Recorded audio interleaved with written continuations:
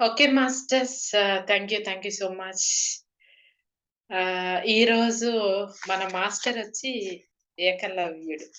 అసలు ఎంత అద్భుతంగుందంటే ఆ మాస్టర్ గురించి అసలు మాటల్లో చెప్పలేనంత అద్భుతంగా ఉంది.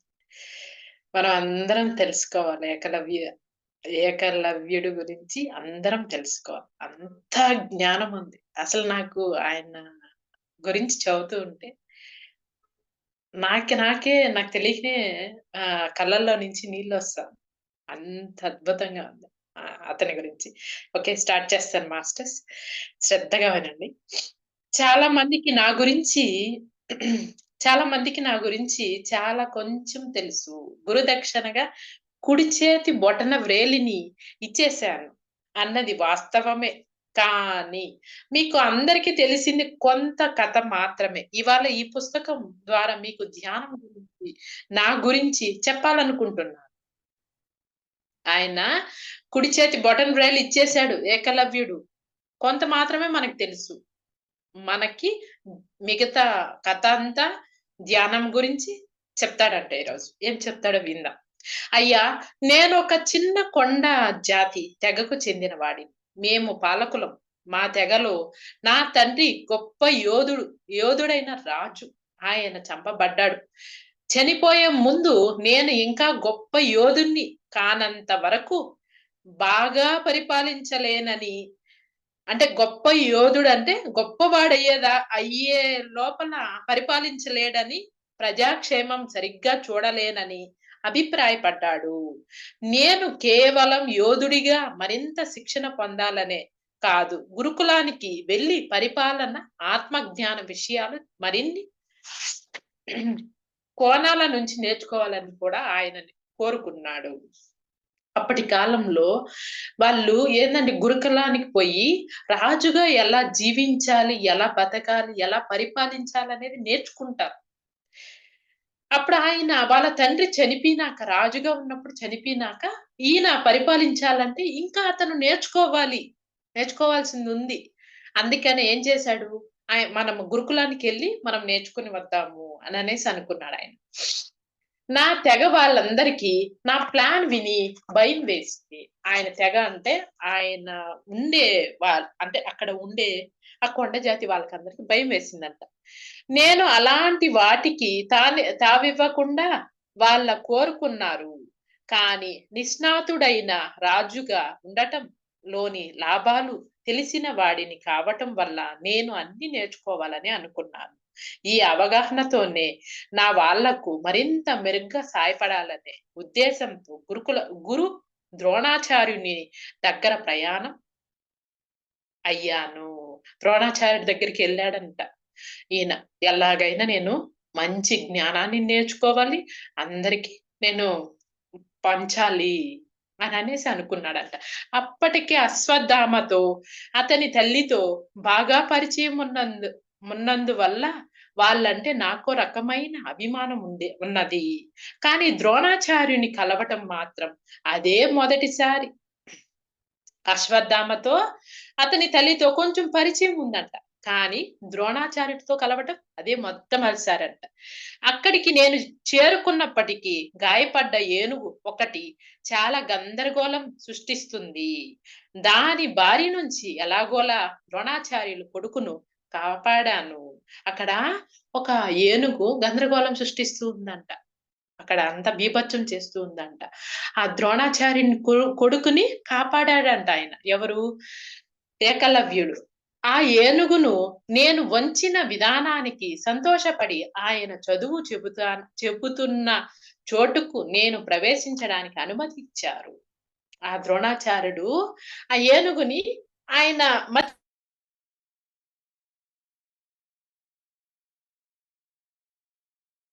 మచ్చిక చేసి ఆహ్, ఈ వాళ్ళ కొడుకుని కాపాడాడంట. కాపాడిన వల్ల ఏం చేశాడు, అతను అంటే జ్ఞానం నేర్పించే చోటికి ఇతన్ను ప్రవేశించడానికి అనుమతి ఇచ్చాడు ద్రోణాచార్యుడు. నేను ప్రవేశించడానికి అనుమతి ఇచ్చాను. అంతేకాదు ఆధ్యాత్మిక పురోగతికి, సాటి వాళ్ళ ఉద్ధరణకు ఉపయోగపడే అన్ని రకాల విద్యలను నేర్పుతానని ఆయన నాకు వరం ఇచ్చారు.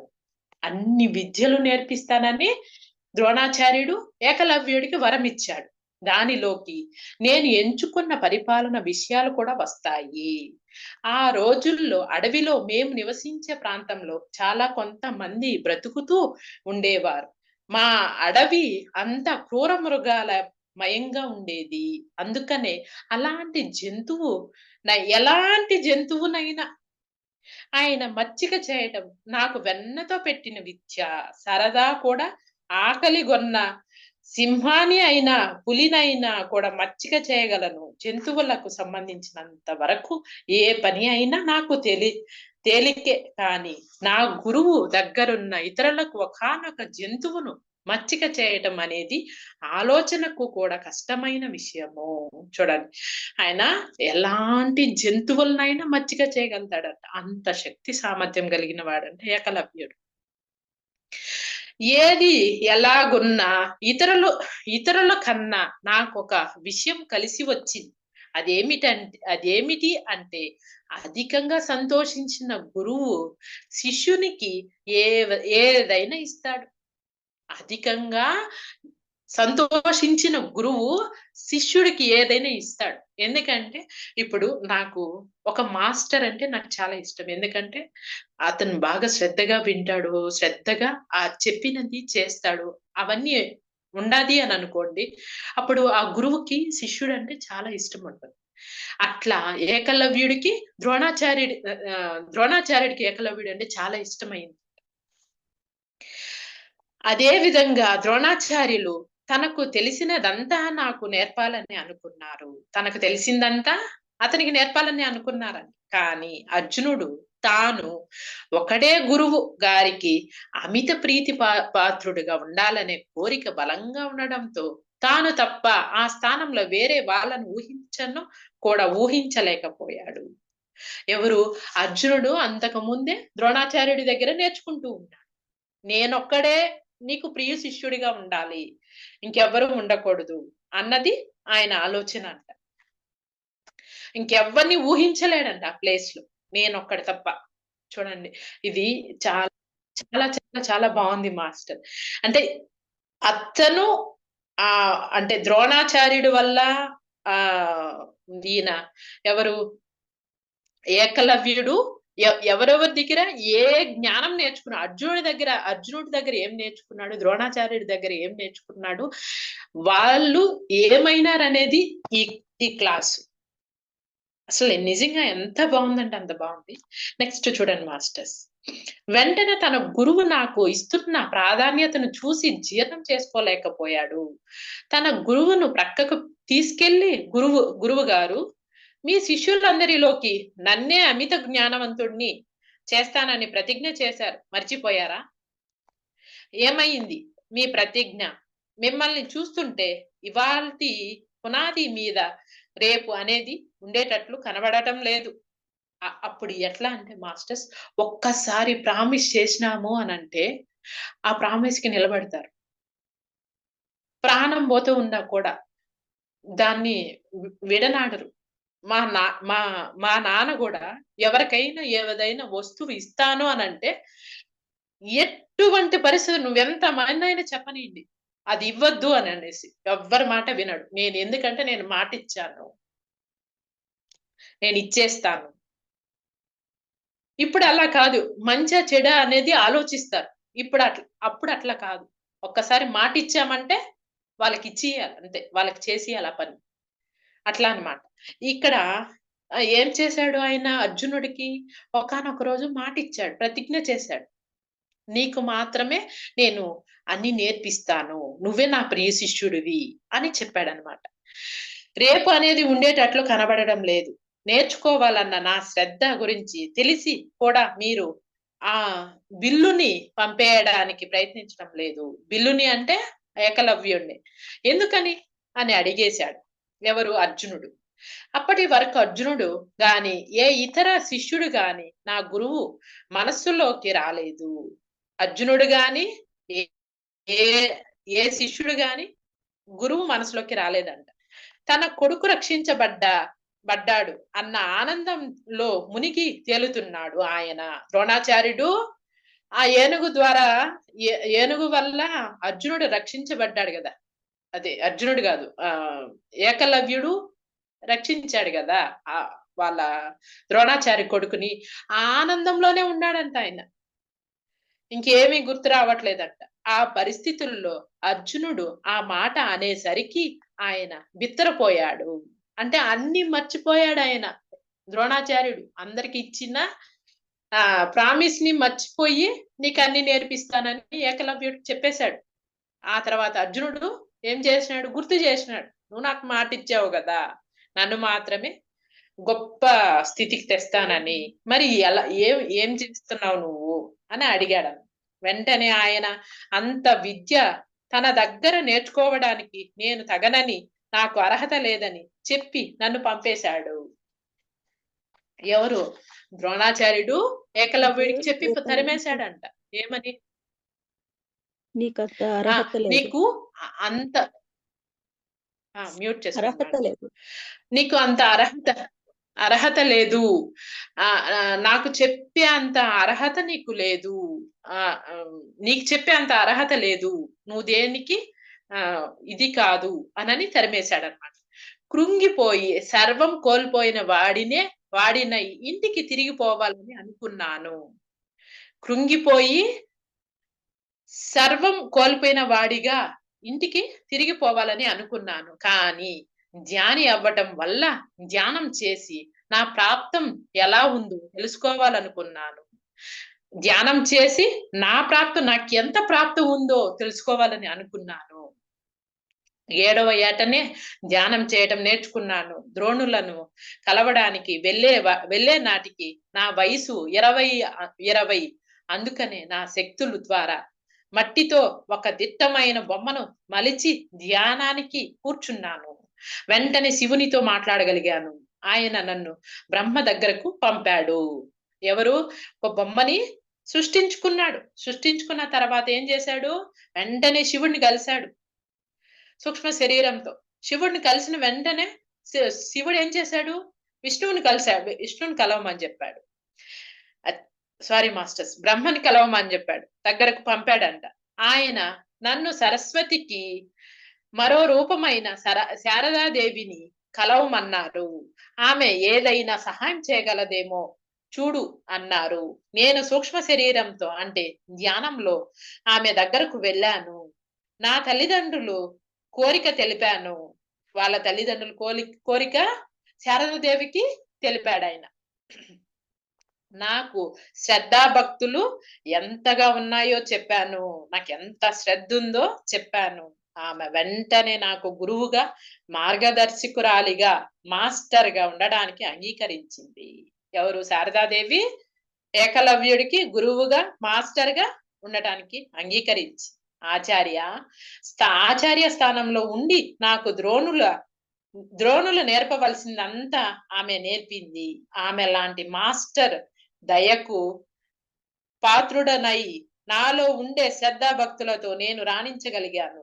అర్జునుడు 7 ఏళ్లలో నేర్చుకున్న దానిని నేను కేవలం 40 రోజులలోనే నేర్చుకున్నాను. అది నాకున్న సామర్థ్యం. చూసారా?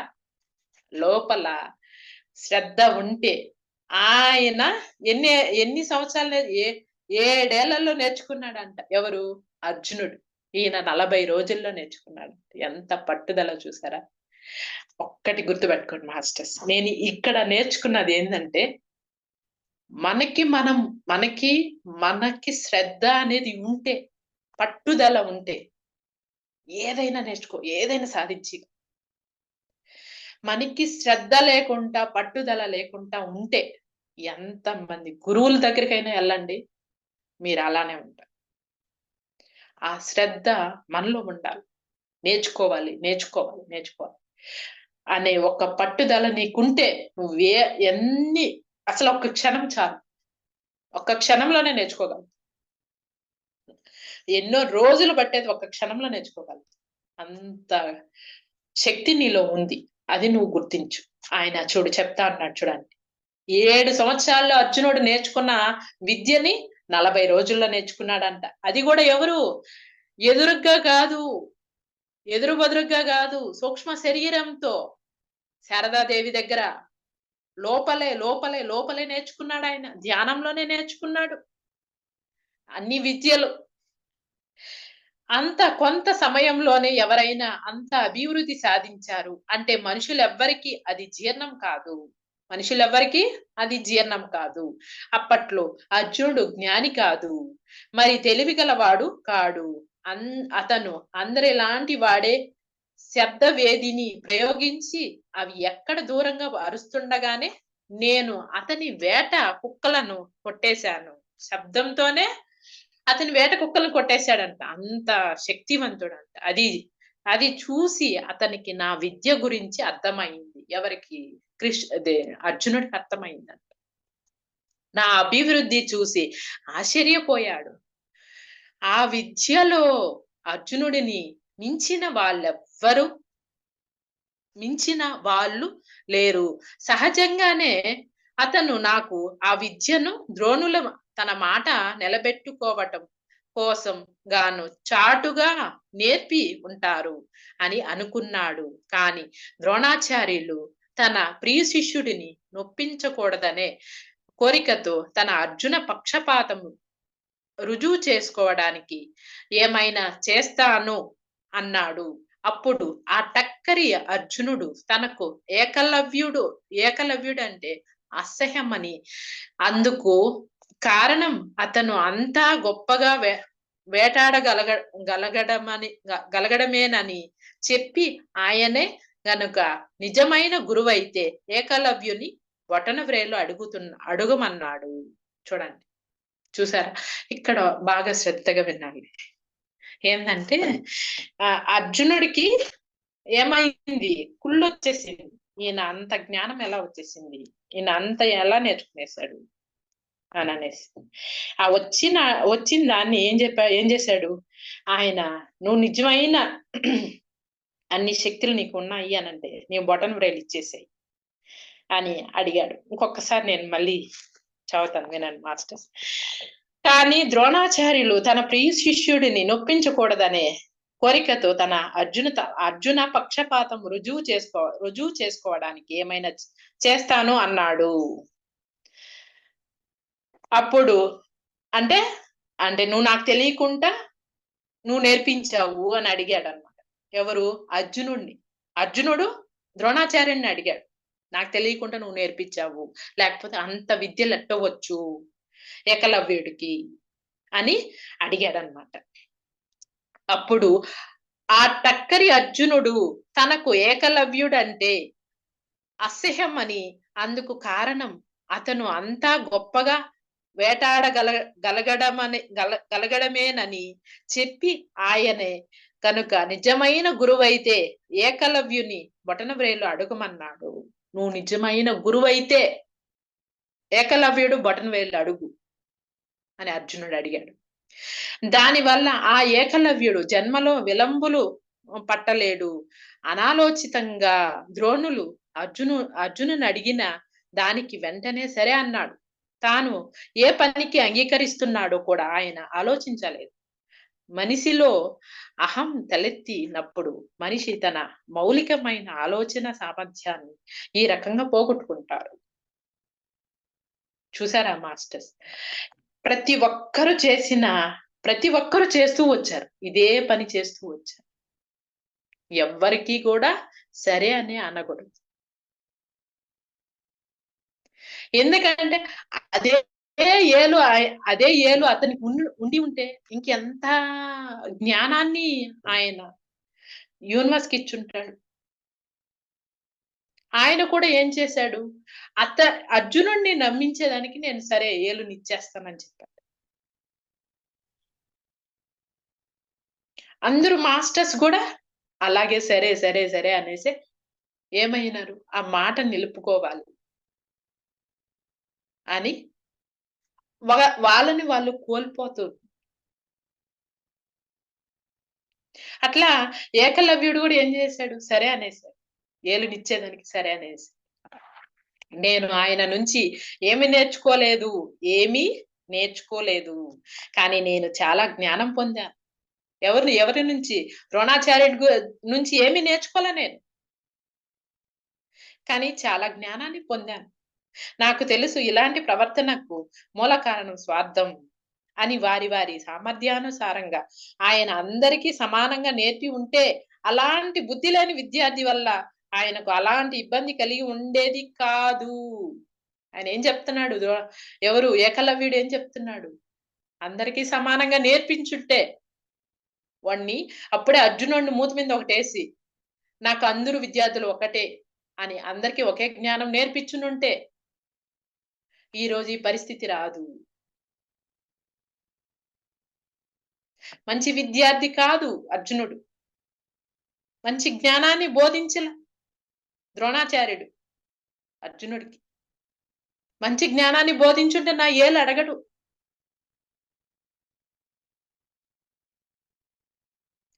ద్రోణునికి భవిష్యత్తు గురించి తెలియకుండా ఎలా ఉన్నది?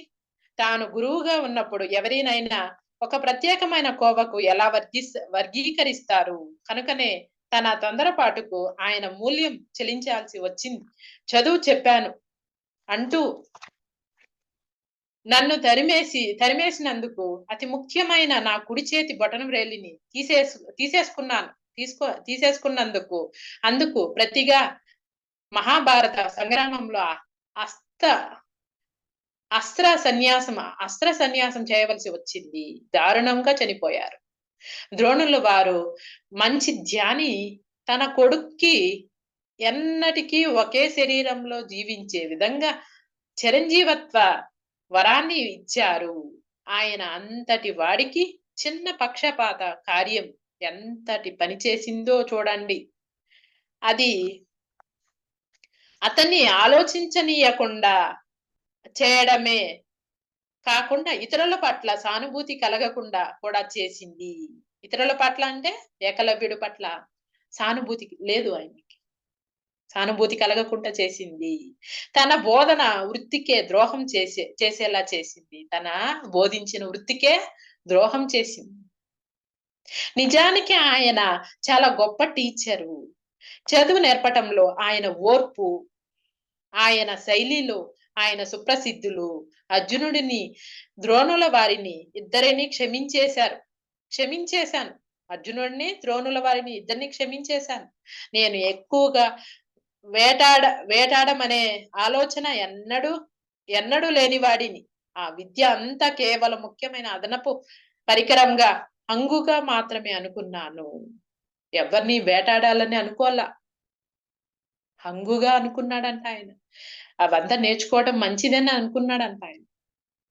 నాకు ఆ విద్య ఇక లేదు కనుక అప్పటికే నాకు తెలిసినదంతా నా సాటి వారికి నేర్పుతూ ఉండేవాడిని.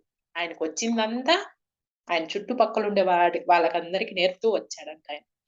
అంటే నిత్య జీవిత వాస్తవాలను వారికి నేర్పాను. వాటితో మేము చాలా ఆనందంగా సంతృప్తిగా బ్రతికాము. ఒక కొండ జాతి తెగగా మేము ధ్యానులం, గొప్ప ధ్యానులం కాదనుకోండి. మాకు లేనివి కావాల్సినవి నేను శారదాదేవి దగ్గర నుంచి నేర్చుకున్నాను. జ్ఞానం గురించి ఇతరులకు చెప్పేవాడిని. చూడండి మాస్టర్స్, అయిపోయింది ఒక 2 minutes. ఆయన శారదాదేవి దగ్గర జ్ఞానం గురించి నేర్పించేవాడంట. శారదాదేవి దగ్గర నేర్చుకొని ఇతరులకు నేర్పించేవాడంట. ఫ్రెండ్స్, మేము ధ్యానం గురించి ఏమనుకునే వాళ్ళము మీ అందరికి చెప్పాలని ఉంది. మీ అంతర్గత ఇంద్రియాలతో పనిచేసే మార్గమే ధ్యానం. అంటే ఆలోచనలు అని పిలువబడే మనస్సు వాగుడును మూసేసి మీరు చైతన్య భూమికలలోకి ప్రవేశించగలుగుతారు. ధ్యానం అంటే ఏందనుకుంటున్నాం? నీ అంతర్గతంగా నీ లోపలంతా కూడా నీ మనస్సుని నీ మనస్సును వాగుడును నీ లోపల వాగుతూనే ఉంటుంది. ఎప్పుడు మాట్లాడుతూ ఉంటుంది. దాన్ని మూసేస్తుంది ధ్యానం అనేది. నీ అంతర్గతంగా శుద్ధి చేస్తుంది మూసేసి.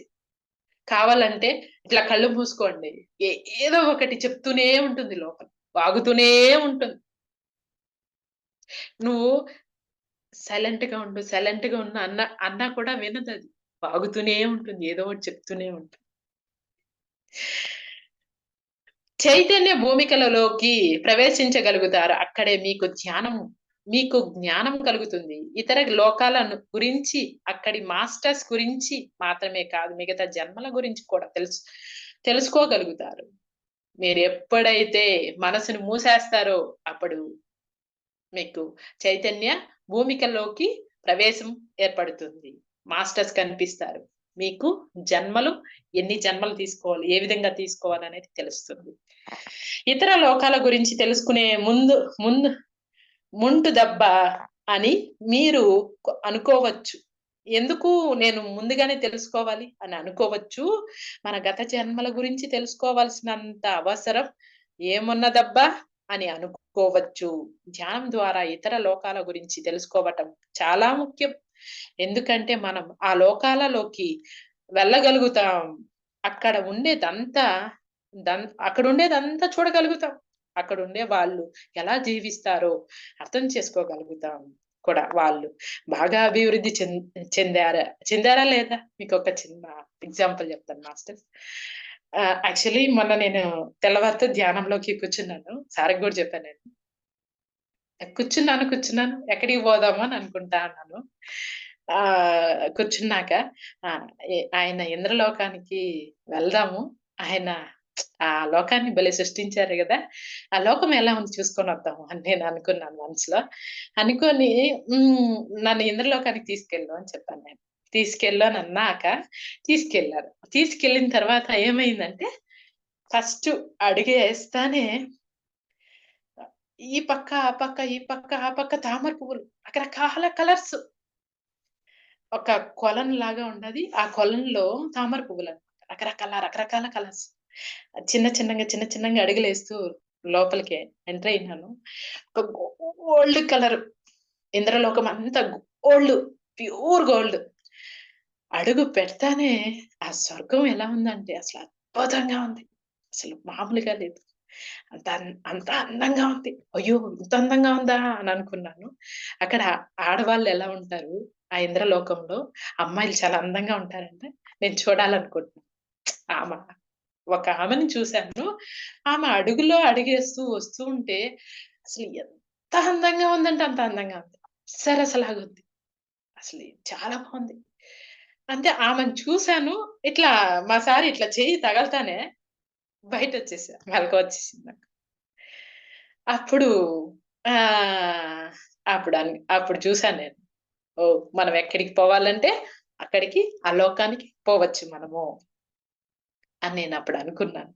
అసలు చాలా అందంగా ఉంది. మీరు గూడా ఒక ఒక స్థితికెళ్ళిపోయినప్పుడు మీరు అంటే ఈ శరీరం ఎలా అంటే పడుకునియాలి, నిద్రపోవాలి. నిద్రపోయే అంటే శరీరం మనం నిద్రలో ఉన్నప్పుడు ఎలా అయితే కలలు కనిపిస్తాయో అలాగా కూర్చున్నప్పుడు నిద్రపోవాలి. శరీరం మొత్తం నిద్రపోవాలి. నిద్రపోయినప్పుడు మీకు స్టార్ట్ అవుతుంది. కల అనేది స్టార్ట్ అవుతుంది. అప్పుడు మాస్టర్స్ నన్ను ఏ ఏ లోకానికి పోవాలనుకుంటే ఆ లోకానికి తీసుకెళ్ళండి ననేసి మీరు అడిగారనుకోండి తప్పకుండా తీసుకెళ్తా. ఒకసారి మీరు చూడండి. అసలెంత అందంగా ఉందో, ఎంత అద్భుతంగా ఉందో మీకే తెలుస్తుంది. ఓకే. ఇంకొంచెం ఒక 2 మినిట్స్ అయిపోయింది. ధ్యానం ద్వారా ఇతర లోకాల గురించి తెలుసుకోవడం చాలా ముఖ్యం. ఎందుకంటే మనం ఆ లోకంలోకి వెళ్ళగలుగుతాం. అక్కడ ఉండేదంతా చూడగలుగుతాం. అక్కడ ఉండే వాళ్ళు ఎలా జీవిస్తారో అర్థం చేసుకోగలుగుతాం కూడా. వాళ్ళు బాగా అభివృద్ధి చెందారా లేదా? వాళ్ళేం తింటారు? అసలు తింటారా? తినరా? అక్కడ బ్రతుకుతున్న వాళ్ళతో మాట్లాడగలుగుతాము. అక్కడ కూడా ఈ వివరాలలో కొన్ని తెలియటం వల్ల ఇప్పుడు మీరు అంటున్న లోకం గురించి మరింత బాగా అర్థం చేసుకోగలుగుతారు. మీరు ఇప్పటి ఈ జీవితం గురించి అవగాహన ఏర్పడడంతో ఈ లోకంలో మీకు ఎదురయ్యే పరిస్థితులు పట్ల మరింత సమతుల అవగాహన ఏర్పడుతుంది. ఆ లోకాలన్నీ చూసుకొనొస్తే మనకొక అవగాహన అనేది వస్తుంది. ఇప్పుడు మనము నేను సింగపూర్‌కి పోయాను. సింగపూర్‌లో అక్కడ ఎలా ఉంటారు? మనుషులెలా ఉంటారు? అక్కడ పరిస్థితి ఎలా ఉంటుంది? అవన్నీ నేను వివరిస్తూనే ఉంటా. అంటే నేను అదొక లోకానికి పోయిన ఫీలింగ్‌తో నేను వివరిస్తూ ఉంటాను. అట్లా. అట్లా మనం వేరే వేరే లోకాలకు పోయినామని అక్కడ మనుషులు ఎలా ఉంటారు? అక్కడ ఏం తింటారు? ఎలా ఉంటారు? ఏ విధంగా మాట్లాడతారు? ఎలా ప్రవర్తిస్తారు? సింగపూర్‌లో అయితే మనిషికి వాల్యూ ఇస్తారు. అసలు టచ్ కారు వాళ్ళు. చాలా అసలు అట్‌లీస్ట్ వాళ్ళకి తెలియకుండా తగిలినా గూడా క్షమాపణ చెప్పేస్తారు. అంత వాల్యూ ఇస్తారు. అది నేను నేర్చుకున్నాను అక్కడ. అది. ఆయన అదే చెప్తూ ఉన్నారు. ఇతర దేశాలలో, ఇతర లోకాల్లోకెళ్తే ఎలా ఉంటారనేది నువ్వు అవగాహన తెలుస్తుంది. ఇప్పుడు ఇంకా మన గత జన్మల గురించి చెప్పాలి అని ఉంది. మనం మొదటిసారిగా ఈ లోకానికి రాలేదు. ఇప్పటికే రకరకాల జన్మలు ఎన్నో ఎత్తి ఉన్నాయి. వాటిలో రకరకాల పాత్రలు పోషించాము కూడా. ఇప్పటికే మనం ఏమేమి నేర్చుకున్నామో గత జన్మల నుంచి గుర్తు చేసుకోవటం ముఖ్యం. ఇప్పటికి ఇప్పుడిక ఈ జన్మ నుంచి కొత్త విషయాలు, కొత్త జీవిత కోణాల గురించి నేర్చుకోవడానికి ప్రయత్నించాలి. ఇది ముఖ్యమే. టూకీగా ఇవి 2 ధ్యానానికి ముఖ్యమైన 2 కోణాలు కనుక మీలో ఎవరైనా ఇప్పటికే ధ్యానులైతే దయచేసి ఈ 2 కోణాలు నేర్చుకోండి. అలా కాకుండా మీరు ధ్యానులు కావాలని ప్రయత్నిస్తున్నట్లయితే ధ్యానం ద్వారా ఏమేమి నేర్చుకోవాలో గుర్తుపెట్టుకోండి.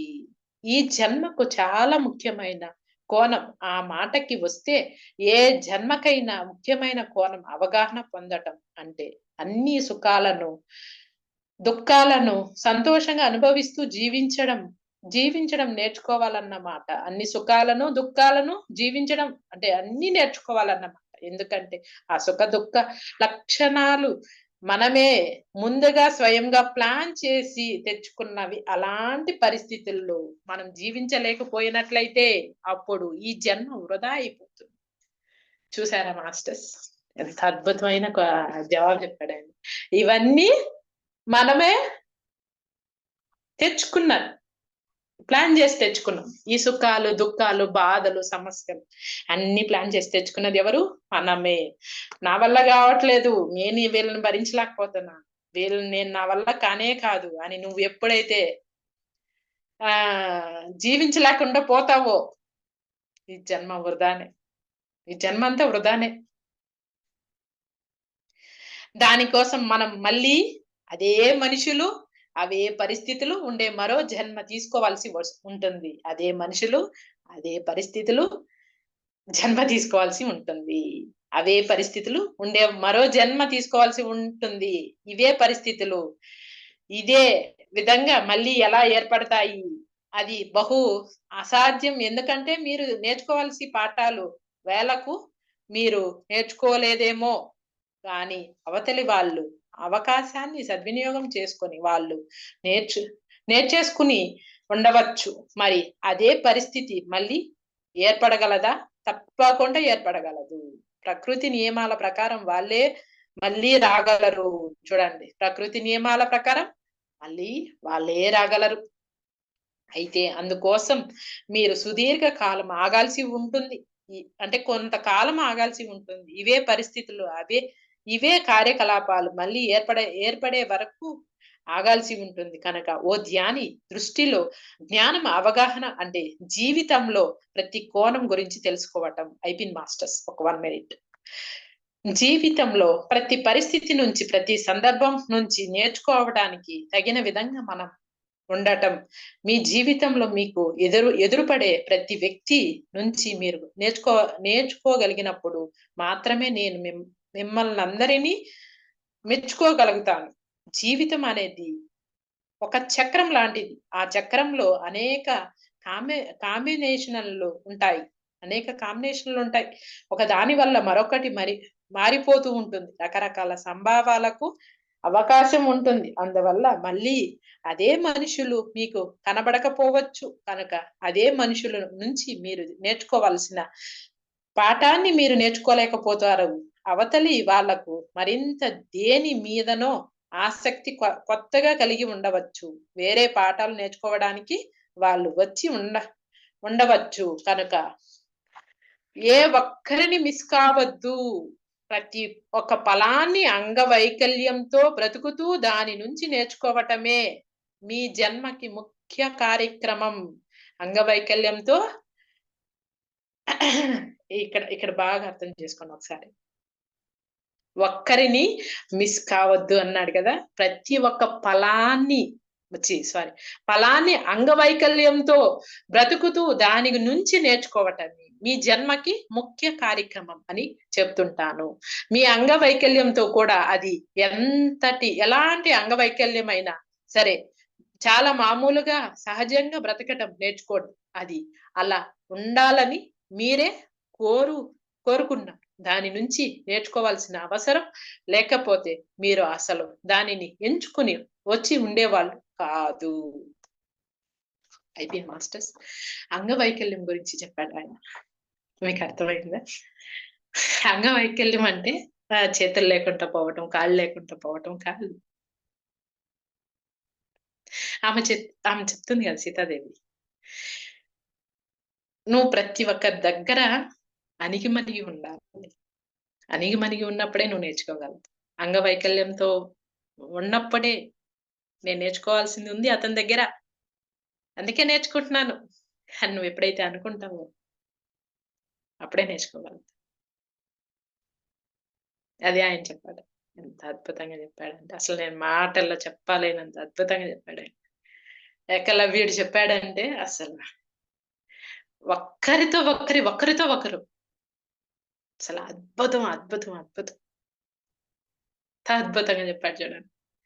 ఇంకా ఇంకా ఇంకా ఇంకా తినాలనిపిస్తూ ఉంది ఈ సబ్జెక్ట్ ని, ఇంకా ఇంకా తినాలనిపిస్తూ ఉంది. అద్భుతంగా సూపర్ గా చెప్పాడు. అందుకని మీరందరూ కూడా ఎవరి దగ్గర నువ్వు సెలెక్ట్ చేసుకొని వచ్చావు ఈ భూమి మీదకి, నువ్వే ప్లాన్ చేసుకొని వచ్చావు ఈ పరిస్థితుల్ని, మనుషుల్ని, అందరినీ. నువ్వు వాళ్ళ దగ్గర అంగవైకల్యంతో నేర్చుకోవాల్సిందే. అంతే. నేను నేర్చుకోను అని అంటే నువ్వు మళ్ళీ ఏం చేస్తావు? మళ్ళీ అదే జన్మ ఎత్తాలి, అదే మనుషులు తెచ్చుకుంటావు, మళ్ళీ నేర్చుకుంటావు. ఈ మధ్యలో చాలా గడువు వచ్చేస్తుంది. అందుకే మనిషి చనిపోకూడదు. మనిషి శరీరాన్ని చాలా కాపాడుకుంటారు.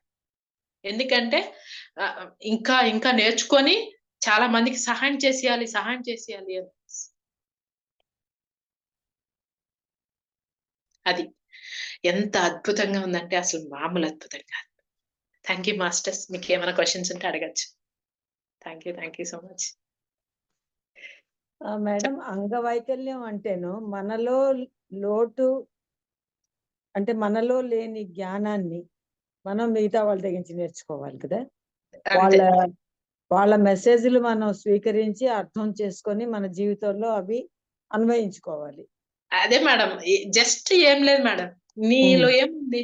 కోపం ఉంది. నీ నుంచి నేనేం నేర్చుకోవాలి? సహనం నేర్చుకోవాలి. సహనం. నీలో అసూయ ఉంది, నేనేం నేర్చుకోవాలి దాని నుంచి? ఏం నేర్చుకోవాలి అసూయ? అందరినీ సమదృష్టితో చూడడం, ప్రేమించడం నేర్చుకోవాలి. అంతే. అది దానికి అంగవైకల్యం అని చెప్పారు అనమాట. అంగవైకల్యంతో ఓపిగ్గా ఉండి వాళ్ళందరి దగ్గర నేర్చుకోవటం.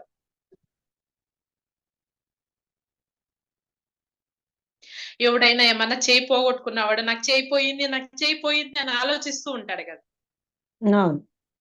వీళ్ళందరి దగ్గర నేను నేర్చుకోవాల్సింది ఉంది, అందుకే వీళ్ళందరినీ తెచ్చుకున్నాను అని అనుకుంటూ ఉండాలంతే. వాడు ఏమొచ్చి అడిగినా, ఏమొచ్చి మాట్లాడినా కూడా నువ్వు తిరిగి మాట్లాడుతూ ఉన్నావు అని అంటే నువ్వు నేర్చుకోలేని స్థితిలో ఉన్నావు అని అర్థం.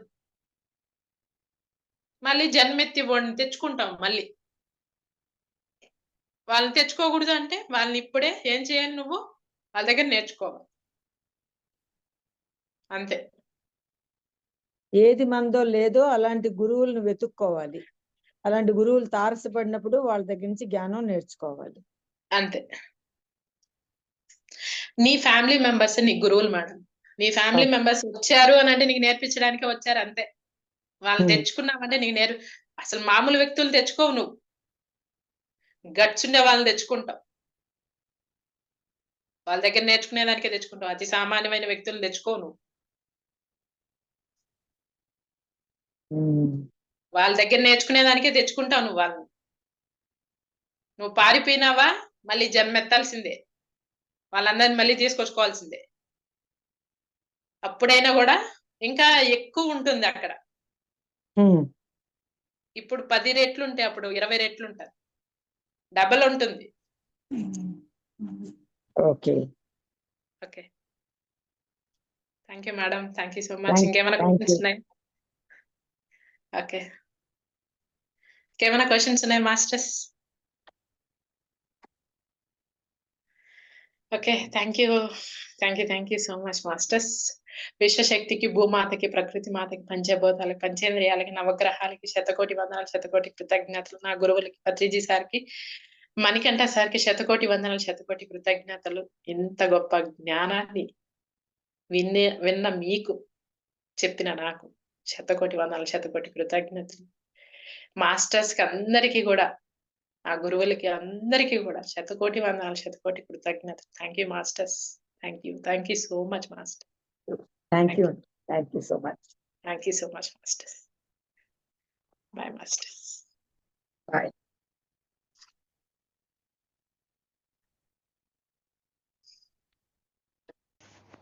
ఈ వీడియో మీకు నచ్చినట్టయితే లైక్ చేయండి, అందరికీ షేర్ చేయండి. మరిన్ని వీడియోస్ కోసం ఈ ఛానల్ని సబ్స్క్రైబ్ చేసుకోండి. మరిన్ని అప్డేట్స్ కోసం బెల్ ఐకాన్ పై నొక్కండి. Thank you.